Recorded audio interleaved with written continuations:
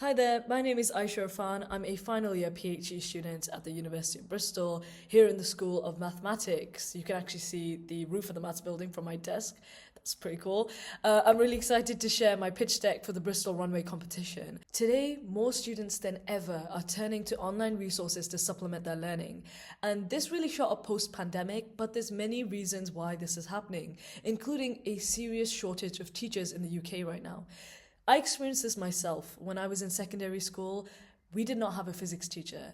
And this meant that even though I knew the subject could excite me, I had no one to teach me. So I went onto YouTube to see if anyone was covering the GCSE physics curriculum. I also went on to websites like Physics and Maths Tutor, which offered question banks and their solutions so that you could hopefully figure out the curriculum on your own. After working with hundreds and hundreds of students over the last few years, I realized that most students are proactively trying to find these resources as well. And just some statistics on this, 1 in 3 A-level students in the UK use a paid online service such as Uplearn, Avolpo, Brilliant, etc. There are so many now to improve their performance. We see that many of these services charge far more when feedback on questions or individual support is included. So say a student attempts a question on Uplearn and they get that question wrong. They can reach out to a tutor who can help them with that understanding and explain where they went wrong in their thinking. And because this feedback element is so important, people are willing to pay far higher prices to be given that feedback on a one-to-one basis. 30% of secondary school students receive private tuition, and this rises to 41% in London. So there's clearly a demand for this high quality feedback on a one-to-one basis. Another issue that I've touched upon is England's shortage of teachers. This is being fueled by burnout and unpaid overtime, and the numbers really show this. Data shows teachers work longer hours than most other professions, with a total average working week of 51 to 57 hours. And it appears that there's one task in particular that's really contributing to this workload. UK teachers spend on average 8.2 hours a week marking assignments, with 17% spending over 11 hours. Writing original questions that the students have not seen and marking the students' answers takes up a considerable amount of their working week.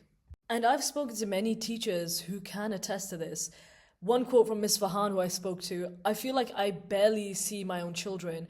I rush to get them into bed so I can do my marking and planning." How do we then solve this? How do we help teachers reduce their workload by automating marking in some way, and also offer really high quality resources to students that want to supplement their learning at home at a far lower price than private tuition or other edtech subscriptions? This is where the Naru series comes in, which is a suite of applications that use advanced machine learning techniques to mark handwritten solutions by students and provide high quality feedback to them.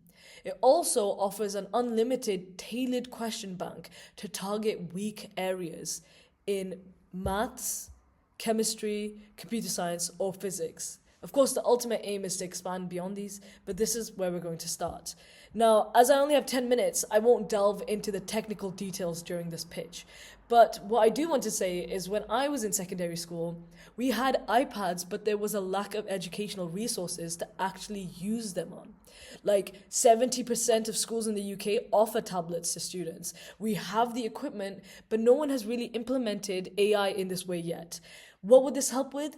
Students will know where they've gone wrong in real time.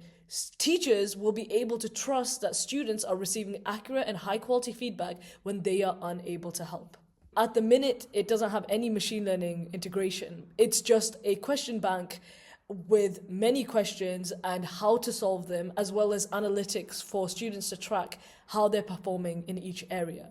Of course, we should discuss market size. The edtech market, which is the educational technology market, has a size of £3.4 billion in the UK, and that is growing annually at a rate of 8%, which is far higher than any other European country. We also note that since the pandemic, UK schools spend 900 million a year on educational technology. And that's because we don't want a situation like that again. We don't want to put learning on pause when we enter such a situation. And we've seen learners take matters into their own hands as well since the pandemic. 80,000 plus UK secondary school students pay for EdTech subscriptions for home learning. Hopefully, I've managed to convince you that this is a pretty big market, but it also sounds like it's a very saturated one. What's the benefit of funding Naru? Well, it's quite different to the others that I've discussed. It's mainly focusing on giving feedback to students and offering them analytics on their performance so they know where their weak areas are. The closest thing is Uplearn, which offers that tutor support, but you have to wait for that support and you have to pay far more money to access it. And also, Naru would offer an unlimited question bank as opposed to the limited numbers offered by the other services. This would be the first UK edtech to integrate AI. Therefore, there are not really any competitors that exist right now for this niche. As far as the business model, it would be subscriptions based. We would have individual plans, family plans, and school plans, which would be subject to the requirements by that institution. Family plans are not really offered by any other edtech right now, but I believe there are many parents that are looking for resources where they could get a discount for more than one kid. As for traction, the application currently has over 92,000 installs. And over the last few years, I've really experimented with different methods and refined my approach so that the click-through rate today is actually 11.3%, which is far higher than the category average of 3.1%. You can also see that the average session duration is 1 hour and 51 minutes, which is far higher than the average for the education category. That means that once someone logs into the app, they really stay on the app for an extended period of time. The organic search user count has also been slowly growing, so I've paid as much as I can into these ads, and it seems that the Google Play Store is recommending it to other people now. But I found that high quality ads and Facebook groups of parents who are looking for these online resources have really helped spread the word. For the long term, partnerships with schools would be very useful because that's how many edutechs such as Uplearn and Evolpo have grown. As for why we're the right people for the job, I'm a data scientist. I've been working in industry for several years now, and I have implemented very advanced production level machine learning solutions. I believe I can design this to the level that I really want to. And of course, I'm passionate about this. I'm passionate about teaching, so I want to make it the best possible product. Mustafa, on the other hand, is a software engineer, and he's very good at software back-end development, the full stack. And this means that all of the changes that need to be happening onto the website, to the mobile applications, he can handle all of that. So I believe together we will be able to implement this. Very briefly, here's a project delivery plan. So we're going to be revamping the website and the mobile applications, and while Mustafa works on that, I'm going to be working on the machine learning pipeline. That means the dataset generation, refinement of the models, which models are going to be within the pipeline, all of that is going to be handled while the software end is also being handled concurrently. So the launch hopefully will be at the end of this year. Here's a table of some of the costs that we anticipate. Now, of course, there's more costs than this, but I didn't want this table to get too long. And in fact, just these 5 do justify why we're requesting a funding amount of £8,500. Most of these are subscription based, and what they allow us to do is to keep running until we see profit, which we're expecting at around March 2027. So the cloud compute is necessary for the machine learning model to be deployed on. The Illustrator subscription allows us to design the ads for Google advertising, and the other 2 are just developer costs that we need to keep producing the application. And here we have a visualization of how we're going to be using the funding.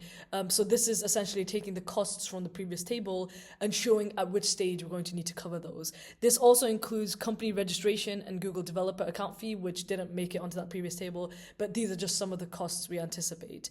Hopefully the funding shall cover us until June 2027. And to conclude, here's the startup cash curve.